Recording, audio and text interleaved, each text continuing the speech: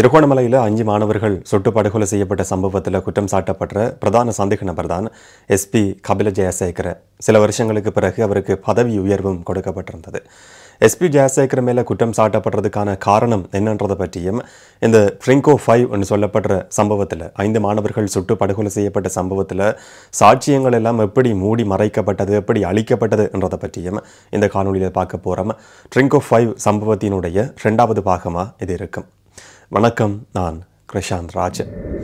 திருகோணமலையில் 5 மாணவர்கள் சுட்டு படுகொலை செய்யப்பட்ட சம்பவத்தினுடைய பிரதானமான சந்தேக நபர் அந்த காலகட்டத்தில் எஸ்டிஎஃப்க்கு விசேட அதிரடிப்படைக்கு திருகோணமலையில் பொறுப்பாக இருந்த எஸ்பி கபில ஜெயசேகர.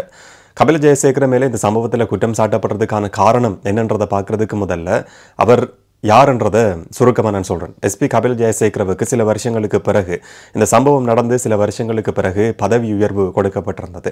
கடைசி அப்டேட் வரைக்கும் கிழக்கு மாகாணத்தினுடைய டிஐஜியாக அவர் பொறுப்பு வகிக்கிறார், பதவி வகிக்கிறார் என்று சொல்லி தெரிஞ்சு கொள்ள முடியுது. இது மட்டும் கிடையாது, உயிர்த்த ஞாயிறு பயங்கரவாத தாக்குதல் சம்பவம் சம்பந்தமாக விசாரணை நடத்தின பாராளுமன்றத்தினுடைய தெரிவுக்குழுவிலையும் இவர் ஒரு சந்தர்ப்பத்தில் முன்னிலையாகி இருக்கிறார். சஹ்ரான் ஹாஷிம் குழு ஏற்கனவே சில செயற்பாடுகளில் ஈடுபட்டிருக்கு. அந்த சந்தர்ப்பத்திலேயே போலீஸ் தரப்பு இதை கண்டுபிடிச்சிருக்குமா இருந்தால் உயிர்த்த ஞாயிறு பயங்கரவாத தாக்குதல் தடுத்து நிறுத்தப்பட்டிருக்க முடியும் என்று சொல்லி பிறகு பேசப்பட்டிருந்தது. ஆனாலும் கூட இவர் அளித்த வாக்குமூலத்தின் அடிப்படையில் சஹ்ரான் ஹாஷிம் சம்பந்தமான அவருடைய சில செயற்பாடுகள் சம்பந்தமான தகவல்கள் தங்களுக்கு தெரிஞ்சிருந்தாலும், இவர் கிழக்கு மாகாணத்துக்கு பொறுப்பாக இருந்தவர், சஹ்ரான் ஹாஷிம் குழுவினுடைய சில செயற்பாடுகள் தங்களுக்கு தெரிஞ்சிருந்தாலும் பயங்கரவாத செயற்பாடு பற்றின தகவல்கள் தங்களுக்கு தெரியாது என்ற மாதிரியான ஒரு தகவலை இந்த பாராளுமன்ற தெரிவுக்குழுவினுடைய விசாரணையில் வாக்குமூலமாக சொல்லியிருந்தார். அப்படி சஹ்ரான் ஹாஷிம் பற்றின சில தகவல்கள் தெரிஞ்சிருந்தா ஏன் கைது செய்யப்படலை, கைது செய்யப்பட்டிருந்தாலும் உரிய முறையில் விசாரணைகள் நடத்தப்படலையா என்ற மிக முக்கியமான கேள்விகள் எல்லாம் இருக்கு. உயிர்த்த ஞாயிறு பயங்கரவாத தாக்குதலுக்கு பின்னால பாதுகாப்பு தரப்பும் சம்பந்தப்பட்டிருக்கு என்று சொல்லி இலங்கையில் நடத்தப்பட்ட ஜனாதிபதி விசாரணை ஆணைக்குழுவிலையும் சில தகவல்கள் தெரிய வந்திருந்தது. ஈஸ்டர் குண்டு தாக்குதல் சம்பந்தமாக வெளிவந்திருக்கிற சேனல் 4 டாக்குமெண்ட்ரி ஆவணப்படங்கள்லையும் இதை பற்றின சில தகவல்கள் தெரிய வந்திருந்தது. இந்த நபரும் ஏதோ ஒரு வகையில் உடந்தையாக இருந்திருக்கிறாரா என்ற சந்தேகம் ஏற்படுது. அப்படியான ஒரு நபர் தான் கபில ஜெயசேகர. திருகோணமலையில் 2006ஆம் ஆண்டு 5 மாணவர்கள் சுட்டு படுகொலை செய்யப்பட்ட சம்பவம் ஜனவரி 2ஆம் தேதி நடந்திருந்தது. அன்றைக்கு இரவு தன்னுடைய மகனை தேடி டாக்டர் மனோகரன் திருகோணமலை கடற்கரைக்கு போயிருந்தார். அந்த சந்தர்ப்பத்திலையும் அவருக்கு அனுமதி கொடுக்கப்படலை. அங்கிருந்த படையினர் அவரை காவலர் அன்லேயே செக் போஸ்ட்லேயே நிப்பாட்டி வச்சிருந்தாங்கன்னு சொல்லி 1வது தொகுப்பில் நான் சொல்லியிருந்தேன். அப்படி வாக்குவாதப்பட்டு காவலரன்ல இருந்த அதிகாரியோட வாக்குவாதப்பட்டு கொண்டிருந்த சந்தர்ப்பத்தில் டாக்டர் மனோகரன் ஒரு வாகனத்தை பார்க்கிறாரு. அந்த வாகனம் சாம்பல் நிறத்தில் இருந்த வாகனம். அது கபில ஜெயசேகரவினுடைய வாகனம் என்றது பிறகு அடையாளம் காணப்பட்டிருந்தது. அந்த சந்தர்ப்பத்தில் துப்பாக்கி சூட்டு சம்பவம் நடக்குது. அது வரைக்கும் அந்த வாகனத்தினுடைய லைட்ஸ் எல்லாம் ஆஃப் பண்ணப்பட்டிருந்தது. துப்பாக்கி சூட்டு சத்தம் கேட்டு ஒரு சில நிமிஷங்களுக்கு பிறகு அந்த வாகனம் அங்கிருந்து பயணிக்குது. இதில் துப்பாக்கிச்சூட்டில் காயமடைந்த நபர்கள், அதில் கொல்லப்பட்ட மாணவர்கள் எல்லாமே வைத்தியசாலைக்கு அனுமதிக்கப்படுறதுக்காக ஏற்றப்படுறாங்க. அந்த மாதிரி மாணவர்களை ஏற்றி போன வாகனத்துக்கு பின்னால் இந்த சாம்பல் நிறத்தை கொண்ட கபில ஜெயசேகரவினுடைய வாகனமும் போனது. அதில் சில நபர்கள் முகமூடி அணிஞ்சு கொண்டு முகத்தை மறைச்சு கொண்டு இருந்தாங்கன்ற விஷயத்தையும் டாக்டர் மனோகரன், தன்னுடைய மகனை பறிகொடுத்த டாக்டர் மனோகரன் ஒரு சந்தர்ப்பத்தில் சாட்சியமாக ஒரு வாக்கு மூலமாக சில சந்தர்ப்பங்களில் பதிவு செய்திருக்கிறார். அதையும் சில இடங்களில் வாசிக்க முடிஞ்சது. ஆனால் இந்த சம்பவத்துக்கும் தனக்கும் இடையில எந்த விதமான தொடர்புகளும் கிடையாது. இந்த துப்பாக்கிச்சூடு நடத்தப்பட்ட சந்தர்ப்பத்தில் அந்த இடத்துல தான் இருக்கவே இல்லைன்ற மாதிரி ஒரு வாக்கு மூலத்தை கபில ஜெயசேகர கொடுத்திருக்கிறார். அதை நியாயப்படுத்துறதுக்கு அவர் சொல்ற விஷயம் என்னன்னு சொன்னால், இந்த சம்பவம் பற்றின தகவல் கேள்விப்பட்டதுமே சேரசிங்க என்று சொல்லப்படுற ஒரு போலீஸ் அதிகாரியை ஏற்றிக்கொண்டு 8:30க்கு பிறகுதான் அந்த இடத்துக்கு தான் போனதா தன்னுடைய வாக்குமூலத்தில் கபில ஜெயசேகர, இதில் குற்றம் சாட்டப்படுற நபர் வாக்குமூலம் அளிச்சிருக்கிறார், சாட்சியம் கொடுத்திருக்கிறார். ஆனால் 2 போலீஸ் அதிகாரிகள்கிட்ட நடத்தப்பட்ட விசாரணையில் இதுக்கு முரணான தகவல்கள் தெரிய வந்திருந்தது. அவர் சொல்ற விஷயம் பொய்யன்றதை உறுதிப்படுத்துற மாதிரியான சாட்சியமா அது அமைஞ்சிருந்தது. அந்த சாட்சியம்தான் சாஜன் உபாலி குணவர்தன என்று சொல்லப்படுற போலீஸ் அதிகாரியினுடைய வாக்குமூலத்தில் வந்து அவர் எப்படி சொல்றாரு. முதலாவது அந்த இடத்துக்கு வந்த அதிகாரிகளுக்கு ரெண்டு பேருக்கு மட்டும்தான் அனுமதி கொடுக்கப்பட்டிருந்தது. முதலாவது அதிகாரி இன்ஸ்பெக்டர் சவாஹிர் என்று சொல்லப்படுற போலீஸ் அதிகாரி. இரண்டாவது நபர் ஏஎஸ்பி சேரசிங்க. இந்த அதிகாரியும் அந்த இடத்துக்கு வந்திருந்தார். ஆனா அவருடைய வாகனத்துல தான் ஏஎஸ்பி சேரசிங்க அங்க வந்திருந்தார் என்ற விஷயத்தை தன்னுடைய வாக்குமூலத்துல சாஜன் உபாலி குணவர்தன சொல்றாரு. ஆனா ஏற்கனவே இதுல குற்றம் சாட்டப்பட்டிருக்கிற கபில சொல்ற விஷயம் என்னன்னு சொன்னா, இந்த சேரசிங்கவை தான் தன்னுடைய வாகனத்தில் ஏற்றி கொண்டு 8:20 மாதிரியான நேரத்தில் அங்க போனதா அவர் சொல்லியிருந்தார். இந்த போலீஸ் அதிகாரியினுடைய வாக்குமூலத்துக்கும் கபிலவினுடைய வாக்குமூலத்துக்கும் இடையில முரண்பாடான தன்மை இருக்கு.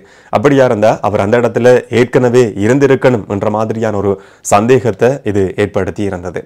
இந்த மாதிரியான ஆதாரங்களை மூடி மறைக்கிறதுல வந்து கபில ஜெயசேகர ஒரு பேர் போன நபர் என்று சொல்லி நான் சொல்லல, ஊடகங்களில் வெளிவந்திருக்கிற கட்டுரைகள்லையும் சில செய்திகள்லையும் வாசிக்க முடிஞ்சது.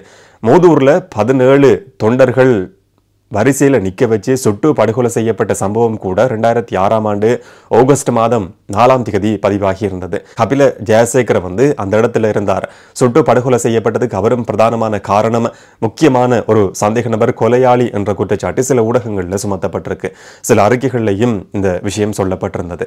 அந்த மூதூர்ல 17 தொண்டர்கள் படுகொலை செய்யப்பட்ட சம்பவத்திலையும் தான் அங்கு இருக்கவே இல்லைன்னு சொல்லி ஆதாரங்களை மூடி மறைக்கிறதுக்கு அவர் செயற்பட்டிருக்கிறார்.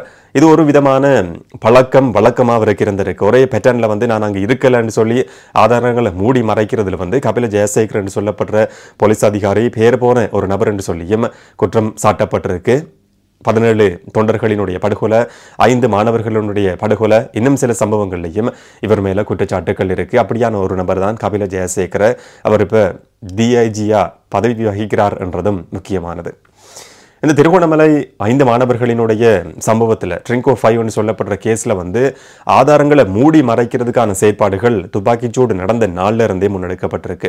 அதுல மிக முக்கியமான ஒரு சம்பவம், டாக்டர் மனோகரன் தன்னுடைய மகனை வந்து 20 வயதான மகனை இந்த சம்பவத்தில் பறிகொடுத்திருந்தார். அவருக்கு வந்து இன்னும் 2 மகன்கள் இருந்தாங்க. இன்னும் ஒரு மகன் பாடசாலைக்கு போன சந்தர்ப்பத்தில் போலீஸ் அதிகாரின்னு சொல்லப்படுற ஒரு நபர் அவரை கூப்பிட்டு அச்சுறுத்தி இருக்கிறார். இந்த விஷயம் வந்து சர்வதேசத்துக்கு உன்னுடைய அப்பாவால் கொண்டு போகப்பட்டது, உங்களை நாங்கள் பார்த்துக்கொள்வோம், உங்களுடைய குடும்பத்தையே நாங்கள் பார்த்துக்கொள்வோம் என்ற மாதிரி அவர் அச்சுறுத்தப்பட்டிருக்கிறார். அதுக்கு பிறகு பாடசாலைக்கு போகாம தன்னுடைய வீட்டுக்கு டாக்டர் மனோகரனுடைய அடுத்த மகன் வந்திருக்கிறார். இதையும் தாண்டி அவங்களுடைய வீட்டுக்கு தொடர்ச்சியான அச்சுறுத்தல் தொலைபேசி அழைப்புகள் கிடைச்சிருக்கு, கடிதங்கள் போடப்பட்டிருக்கு, கல்லால் தாக்கப்பட்ட சம்பவங்கள் சில நாட்களில் பதிவாகி இருக்கு. இதனால எல்லாத்தையுமே விட்டு தன்னுடைய தொழில், பிள்ளைகளுடைய படிப்பு எல்லாத்தையுமே விட்டு இலங்கையிலிருந்து வெளியேற வேண்டிய ஒரு நிர்பந்தம் டாக்டர் மனோகரனுடைய குடும்பத்துக்கு ஏற்பட்டிருந்தது. வெளிநாட்டில் இருந்து கொண்டும் தொடர்ச்சியா அவர் இப்ப தன்னுடைய மகனுக்கு நீதியை பெற்றுக் கொடுக்கிறதுக்காக போராடி கொண்டிருக்கிறார். இந்த மாதிரி மற்ற குடும்பங்களை சேர்ந்தவர்களும் தொடர்ச்சியா போராடி கொண்டிருக்கிறாங்க. ஆரம்பத்திலிருந்து அவருக்கு சில தொலைபேசி அழைப்புகள் கிடைச்சிருக்கு. அரசாங்கத்தினுடைய உயர பதவிகளை வகிச்ச நபர்கள் கூட சில சந்தர்ப்பங்களில் தொடர்பு கொண்டிருக்கிறாங்க. ஒரு சந்தர்ப்பத்தில் அவருக்கு சொல்லப்பட்ட விஷயம், இதை பற்றி வாயை திறக்காம சத்தம் போடாமல் இருந்தால் கொழும்புல ஒரு வீட்டை தர முடியும், உங்களுடைய மற்ற 2 பிள்ளைகளுக்கும் தனியார் பாடசாலையில் பிரைவேட் ஸ்கூலில் வந்து அவங்கள சேர்த்து படிப்பிக்க வைக்க முடியும், இதுக்கான முழு உதவியையும் எங்களால் செய்ய முடியும், ஆனால் சத்தம் போடாமல் அமைதியாக இருக்கணும் என்ற மாதிரியான கருத்து அவருக்கு சொல்லப்பட்டிருக்கு.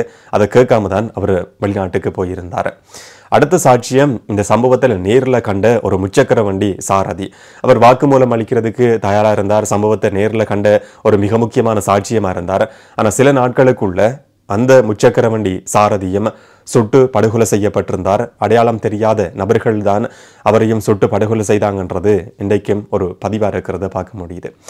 அடுத்த சாட்சியம், சுடரொளி பத்திரிகையினுடைய ஊடகவியலாளர் சுப்பிரமணியம் சுகீர்தராஜன். அவர் இந்த சந்தர்ப்பத்தில் வந்து மனோகரனோட மோச்சரிக்கு பிண அறைக்கு போயிருந்தார். அவர் எடுத்த புகைப்படமும் காணொலியும் தான் சர்வதேச ஊடகங்களில் வெளிவந்திருந்தது. இலங்கை ராணுவம் சொன்னது பொய் என்றதை உறுதிப்படுத்துறதுக்கான ஒரு ஆதாரமா இருந்தது.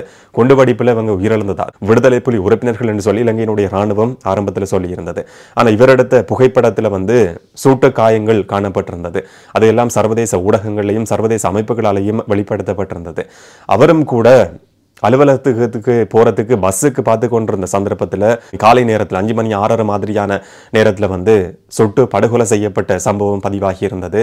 இந்த படுகொலை செய்தவர்களும் அடையாளம் தெரியாத நபர்கள் என்று சொல்லி செய்தியா பதிவா இருக்கிறத இன்றைக்கும் பார்க்க முடியுது. சுப்பிரமணியம் சுகீர்தராஜன் இந்த சம்பவம் நடக்கிற நேரத்தில் வந்து 35 வயதான ஒரு நபராக இருந்தார். 2 பிள்ளைகளினுடைய தந்தையாக இருந்தார். சாதாரணமான ஒரு பிராந்திய ஊடகவியலாளர் என்றது இதில் கவலைக்குரிய ஒரு விஷயம். பஸ்ஸுக்கு காத்து கொண்டிருந்த சந்தர்ப்பத்தில் ஒரு வாகனம் கூட இல்லாமல் ஒரு ஊடகவியலாளரினுடைய நிலைமை எப்படி இருந்தது என்றதை வெளிப்படுத்துகிற ஒரு சம்பவமாக கூட இதை பார்க்க முடியும். என்னதான் உண்மைகளை பேசினாலும் உண்மைகளை வெளிப்படுத்தினாலும் கூட அவங்களினுடைய வாழ்க்கை தரம் என்றது அடிமட்டத்தில் தான் இருந்திருக்கு. பஸ்ஸுக்கு பார்த்து கொண்டிருந்த சந்தர்ப்பத்தில் தான் அவர் சுட்டு படுகொலை செய்யப்பட்டிருக்கிறார் என்றதும் இதனுடைய முக்கியமான பதிவு. அவரும் இந்த சம்பவத்தினுடைய மிக முக்கியமான ஒரு சாட்சியம். சுட்டு படுகொலை செய்யப்பட்டிருந்தார். இதை தவிர தமிழும் சிங்களமும் பேசக்கூடிய ஒரு பௌத்த தேரர் கூட இந்த சம்பவத்துக்கு எதிராக தொடர்ச்சியாக குரல் கொடுத்து வந்திருக்கிறார். இந்த சம்பவம் நடந்து சில வாரங்களுக்குள்ள அவரும் கூட அடையாளம் தெரியாத நபர்களால் சுட்டு படுகொலை செய்யப்பட்டிருக்கிறார் என்ற விஷயம் தெரிய வந்திருந்தது. இந்த மாணவர்களுக்காக நடத்தப்பட்ட நினைவேந்தல் பொங்கு தமிழ் நிகழ்வுல கூட அவர் கலந்து கொண்டிருக்கிறார் என்று சொல்லி மனோகரன் சில இடங்களில் பதிவு செய்திருக்கிறத பார்க்க முடியுது. அந்த பௌத்த தேரர் கூட சுட்டு படுகொலை செய்யப்பட்டிருக்கிறார்.